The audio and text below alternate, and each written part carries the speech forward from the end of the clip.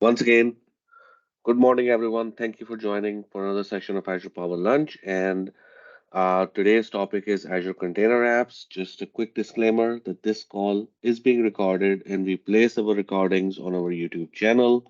So if you don't want to be recorded, it is a good time to drop off. Um, and with that, we will start with our topic of discussion. Here is a uh, quick agenda. So we're gonna just do a quick level set, just like we always do. Like what is container apps? Then we will look at some of the key updates that have happened, especially around uh, custom VNET support, CI/CD, authentication, authorization, and monitoring as well. And mostly it will be demo, but some slide just to set the stage. Just a quick heads up. I think I have some sort of a viral infection, so I think everybody's safe since we are doing it remote. But if I turn my mic mute, it's not I dropped off. I may be coughing, so I don't want anybody to hear that. So with that, what are container apps? Container apps is Microsoft PaaS platform offering to run containers with minimal management overhead. You can run containers in any ways. You can have a VM and you run container software. You can run your containers there. You can run your container-based app in AKS. Very powerful orchestration engine. But with that, with the great power, it has requires a lot of feeding and caring. But if you are just concerned about running the apps, and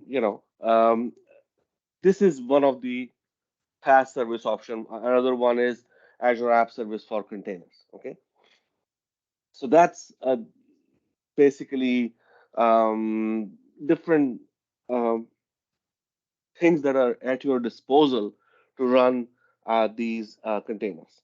And especially we're going to be talking about container apps. So this is kind of what container apps are. Actually, I want to show you here some of the things that it clearly provides. It's a serverless, so there is no server infrastructure you have to provision. Whatever containers you run, based on their size, you pay. That's it, and you can scale, and basically you can scale to zero as well. Supports HTTP, like request response interactions, like you can run host websites in it, as well as supports like background processing. So let's say you are running your container is running a process that is like processing files, or maybe event driven, where you are uh, basically waiting for messages arriving in a queue and things like that. So that's all there is to it with container apps. As I said, PaaS platform offering. Any questions? And folks, please feel free to post your question if you don't want to open mic and ask into the chat window. And my colleague Ala, thank you again for your help, and he will be able to, um, relay those questions. So let's move on. So just before we go into the custom virtual network, when you deploy a container app, basically you first deploy a container app environment. What is a container app environment? It's an isolation boundary. It's think of it kind of a resource group, or like kind of an app service plan if you're familiar with the app service plan. Okay, there is no um, cost to it if you are not running any container app in it. Actually, I think it goes away if there is no container app in it. But what it does is it is deployed in a VNet. If you are not using a custom VNet, it will end up in a VNet in Microsoft managed environment. You don't have access to it, but it is still in a virtual network. But if you are using a custom VNet, then it will be deployed in one of the subnet of a VNet of your choosing, and you can pick that up. If you're doing it from portal. If you're doing it from CLI, you can decide which VNet you want to put, or which VNet and which subnet you want to put this container apps environment. And once you have that, all of those container apps that goes in it will be in that attached to that subnet as well. Okay, so that's how. And why you want to use custom VNet? Because you may have applications that are in that VNet. You need to access those services and all that. So that's why you need the ability to have container apps deployed or attached to it using a custom VNet. And how it is done, let's just take a look. And most of the stuff is now gonna be, we will be going through the demo. So here uh, I am. And what we're gonna do, we are going to create a, we are going to create a container app environment. We're going to see how you create it and what are some of the things, and we look at that experience. Come on.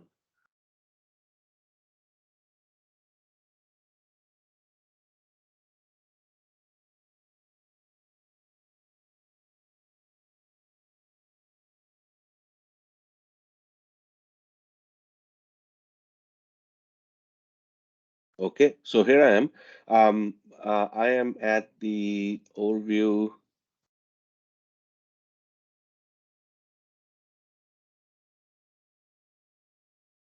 Okay.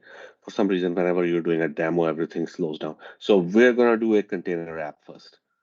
So I'm going to type in container app, and it will pick it up, and it will ask you, do you want to do a container app? Let me just increase the font size a little bit so everybody can see it hopefully better, and create. And the most of the stuff is kind of pretty boilerplate. ZAPL CAP001 South Central. So it's already picked a container app environment. Okay. What we're gonna do is we're gonna create a new one and see how that does that look like. So its name is ZAPL CAP ENV01, and we are just not worrying about zone redundancy at the moment. Um, and let's go into monitoring, and it is attached to a log analytics workspace. You can create a new one, give a different name. Networking, this is the one we are interested in. So if you say yes, it will give you a choice. If you already have a VNet, you can pick that up, and then you can pick this up. This is important. So if you do internal, what happens is that there is no external IP created as a part of um, as a part of the container app. It's all internal, so you can do that as well if they're only internal apps. But if it's external, you can do the external as well. So this is how you create the entire container app once you do, and it takes some time. And since we have we already have only 20 minutes left, so I would probably not go and create it. I already have an existing one created, and let's take a look at that. So here is the container app environment that I already have created. As you can see, it says infrastructure subnet, C app subnet. It's publicly externally accessible, and that shows here. It has a container app inside it, and that container app, three container apps actually inside it. If we click on it, it will show all the apps which are inside it here. So all of that, kind of that's what you expect from the container app. So just to prove the point that I have container apps and I can take advantage of this VNet integration, what I have done is I have a storage account, and let me go in here. This is my storage account. It has a container, and in that I am storing a blob, and I'm going to edit that blob and make it 5. Just change the text of the blob. And then I have a very simple web app running that is connecting to that storage account. And let me show you here. Networking, it has a private endpoint. So just to prove the point that I can connect to the storage account to the private endpoint, it's not going over the internet. As you can see here, the only connection allow is for my um, on-prem router. That's it. Other than that, everything is blocked. So now I should be able to go to the app and able to access it from the uh, from the and once I access it, so this app is very simple. It's a simple ASP.NET Core app. It is reading the blob and displaying the text on the screen. Okay, so let's go in here. This is my app, and let's go to the application. So this is the application URL. I click on that, and it's gonna start opening it up. I just need to, okay, yeah. So you see, I put 5. It is showing the 5 what is coming from the storage account. So just to prove this simple point. Okay, one other thing um, that you can now do is, and this is how you set up the ingress. So basically, depending on what container endpoint you're using, here I'm using accepting traffic from because I'm calling it over the internet, and it's an HTTP application. Target port is whatever the container port that is, Um, and if it's exposed on 80, then we just use 80, otherwise whatever port that is. Any questions, folks?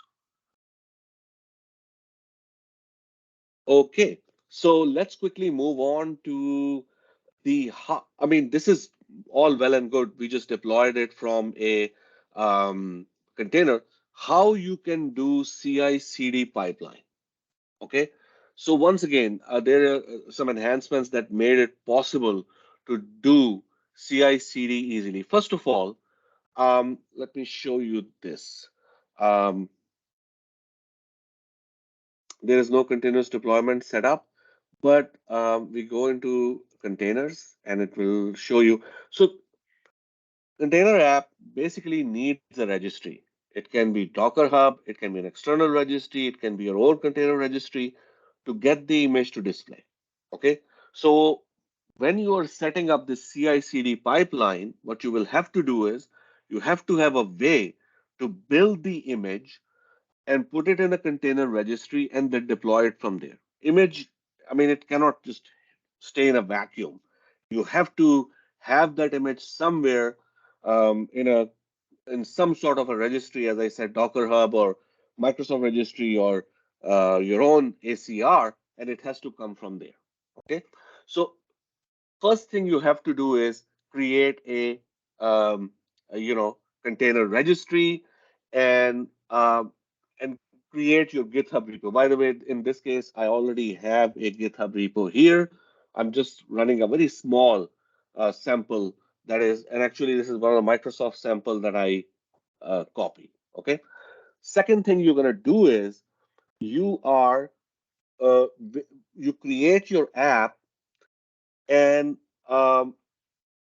you create a managed identity to it because it has to access that image and you want it instead of using some sort of service principal, you want it to use its managed identity. So I have created an app here, and what I'm doing here is look at the managed identity. It has a managed identity assigned to it. Okay. I hope everybody's with me so far. And then I have this container registry. In this one, I have given this managed identity ACR pull. Okay, so registry is created, app is created, and you can start with a kind of a some quick start image just to start with it. But once you have created all those things, then you need to do. This is the part where um, container app will pull image from container registry. But there has to be a way to put the image into container registry. How that happens? So for that, for GitHub, you will have to create a service principal in Azure and give those credentials, store those credentials as secret in GitHub. Okay, and give that a contributor level access on the resource group. So if we go in here, so I have created a service principal, and if I go into this uh, resource group and I look in the access control and role assignment, you will see contributor level access given to, look, you see, this is the contributor level principal. This is the one. NZAPLs, yeah, this is the principal. If I click on it, this is a service principal enterprise application. So I have created a service principal, given it contributor level access. Okay, so that's that. So it's now can, and the last thing is you have to create a action workflow. And let me show you the action workflow. What is how it looks like. So if we go into GitHub workflows, this is my action workflow. And if you are a little bit familiar with GitHub Actions, it's kind of a pretty self-explanatory. I mean, it's saying whenever code changes, push the code out. This is the where you're going to build the container. It's Ubuntu latest. And then these are the steps: check out, log into Azure. This is, uses Azure login. And it is getting the credentials from its secret store, from GitHub secret store. And then the next step is build and deploy container app. So first it does is, and this is basically a GitHub action that we are using to build and deploy a container app. And what it does is it deploys a container app and it gets the source from the workspace /src, uses this is the name of the ACR where it's going to put the image. This is the container app name where it's going to push it, and this is the resource group. Okay, that's all there is to it. And we can start this process. So I can go in here and I can go to code and src, go to program.cs. I can say, okay, I'm going to edit this file and I'm going to say it has to be update 03. And with that, I can commit changes. And once I do that, it's going to kickstart a build. As you know, the whole process will take a few minutes. So instead of kind of watching and waiting, we can move on to some of the next things that we are doing, and then we'll come back to it. Okay. So the next thing I want to talk about is authentication and authorization. So let's go back to our app here. This is the app. And if I click on this one, it will show me, yes. So basically, this is show me, you have to hit the albums endpoint. This is an API basically. So it's giving me, showing me this thing, which is fine. I mean, this is the very simple app. So what I'm going to want to do is now is set up authentication. I don't want everybody to come in and access it. I want some sort of authentication when people come in and sign it. Very simple. Please note, there are all different identity providers available. You have to, in each case, you have to create an application on the other side, mean on the identity provider side. In the case of Azure AD, you have to create a app registration. In the case of Apple, same thing, an app ID on the Apple side, Facebook, GitHub, Google. So I mean, and these steps are very well explained in the documentation. So I'm not going to go in and explain step for everything since we don't have enough time. What I'm going to do is I am going to talk about just the how to set up the GitHub client ID and client secret. So I have already created. So whenever you create the app, it will the steps will tell you to create a client ID and client secret, and you will have to use the URL on the other side, so you can basically it can do the proper authentication and authorization, all that. So with that, so let me just put the client ID and client secret here. This is the client ID, and this is the client secret. And don't worry, I will delete that secret after we are done with the demo, so you can't misuse it. Okay, so with the add, now we have added the identity provider. Now, anytime you want to log into the app service, this sorry, container app, it will require you to log in through GitHub.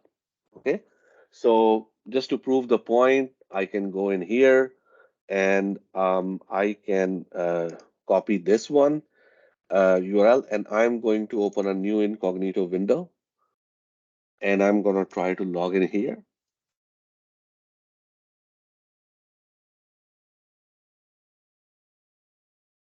And since it's a demo, it may be a little bit slow, but let's give it a second. It should pop up.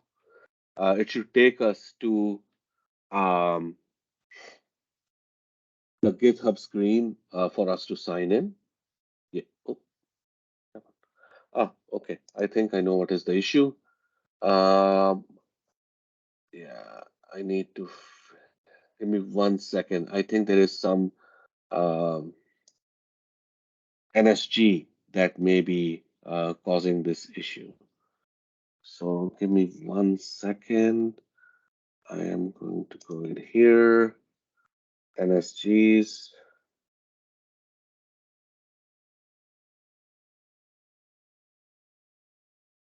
This is my NSG. Let me see. And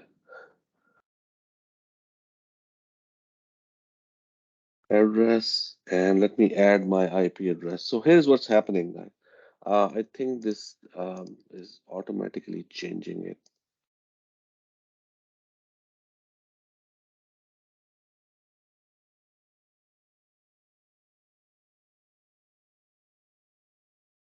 Okay, so with that, it should be good to go now.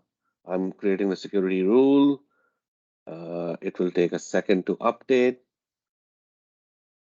Yeah, it's updated. So let's go into our here and let's try to run it again. Yeah, so it's taking us to GitHub. So basically, and if I try to open it here, it should, oh, sorry, that's the wrong one. If, let me just get this URL. This is where is the app?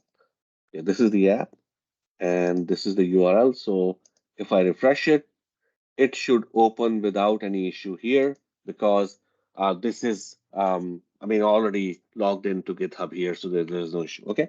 Any questions, folks? I know we have 5 minutes, so we may have to move a little bit faster. Okay. So I talked to you about you can run these apps in an interactive fashion.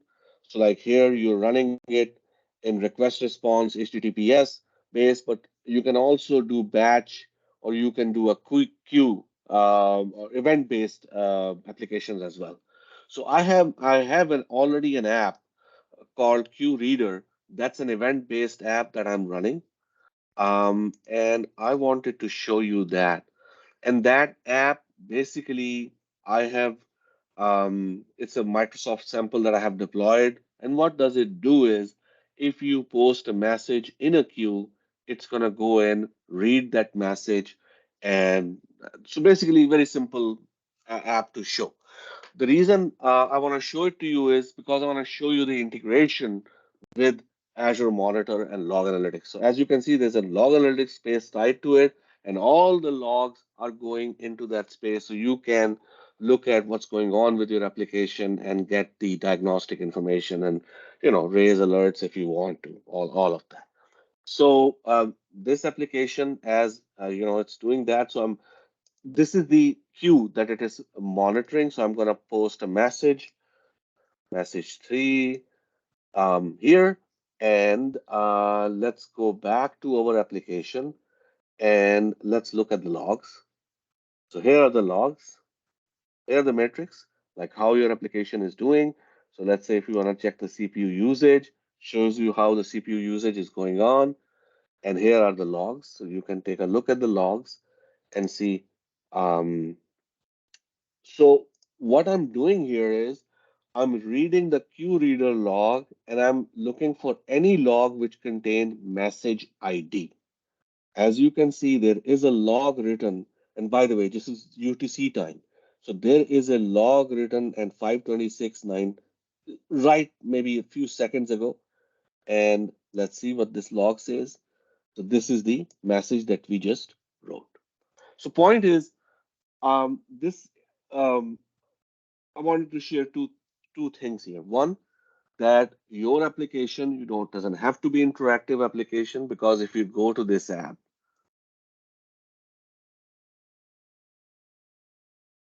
this app is not, I mean, ingress is disabled. There is no endpoint. This app is basically um, processing messages, a kind of event-driven app. Whenever message comes in, it processes it. Okay. And one other thing I want to show you here in terms of scale, we have set up a scale rule here. Okay. And what scale rule is saying that whenever queue length is above 100, you start scaling up, add more instances, so we can process those messages faster. So that's one thing I want to show you. The second thing I want to talk about was integration with Azure Monitor, where we are seeing metrics and where we are seeing logs. So you can effectively diagnose your application. So we have 2 more minutes. Any questions?